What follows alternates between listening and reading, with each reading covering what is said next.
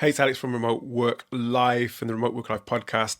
Thank you for joining me today on today's tip of the day. I want to talk about setting boundaries with remote work, especially when you're working from home. This is something that I really struggled with to begin with when I first started to work from home.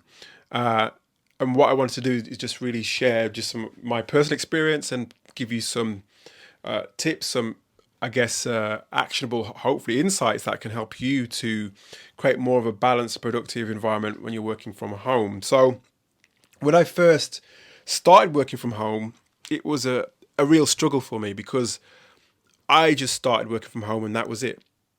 Didn't really think about setting boundaries between my work life and my personal life. Didn't really think about it because I've been so ingrained into the in-office environment, the in-office setup, where there are defined boundaries. So you leave your in-office role and you go home, and then that's a natural boundary that doesn't necessarily exist when you're working from home. Because if you're working from home, you leave your desk, but you're still at home. So yeah, that was something that had been ingrained with me over years, and I didn't really think about it when I first started working from my home.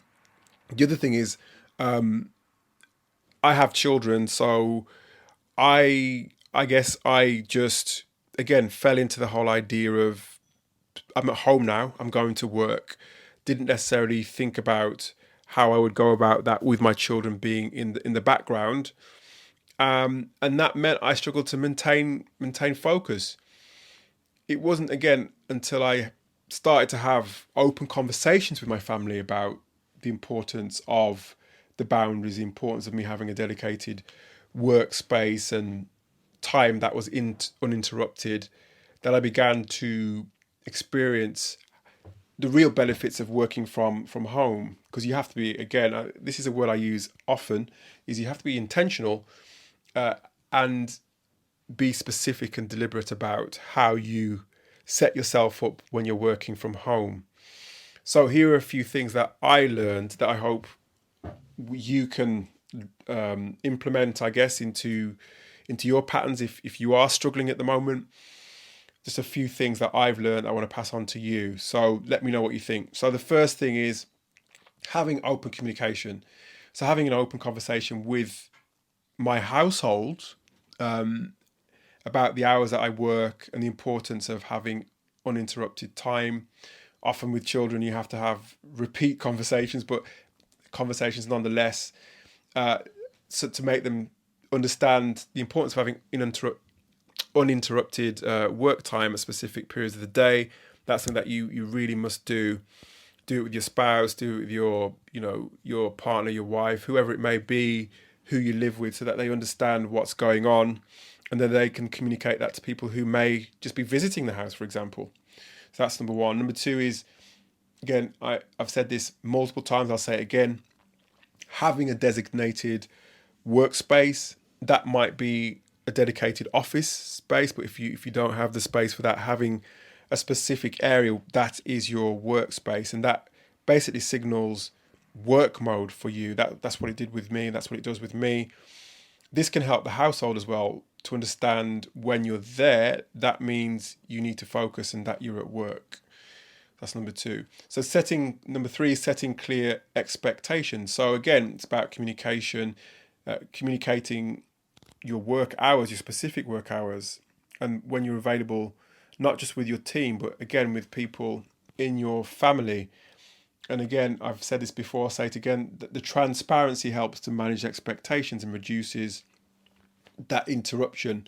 You are going to get interrupted, there's no doubt about that, I'm sure, whether that be by the postman, whoever it may be, your children coming home from school, whatever it may be. But you must set those clear expectations.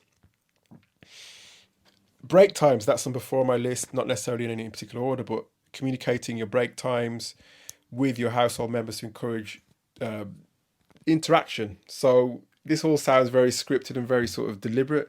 It has to be sometimes. Like, for example, me and my wife, we would have breaks at the same time so that we could both go on a walk at the same time and have our lunch together at the same time. And again, it just helps us align our schedules. We would both finish work at the same time, for example, if we possibly could. Not always the case, but that's what we would always aim to do. So that's number 4. And number 5, as much as this all sounds quite rigid, quite specific, quite deliberate, flexibility and compromise has to be part of this whole idea of setting boundaries. So be open to flexibility and compromise. It's important to set boundaries, but it's also essential to be understanding of the needs of the household and members of your team and find a balance that works for you, but also something that works for other people as well, the people especially that you're working with.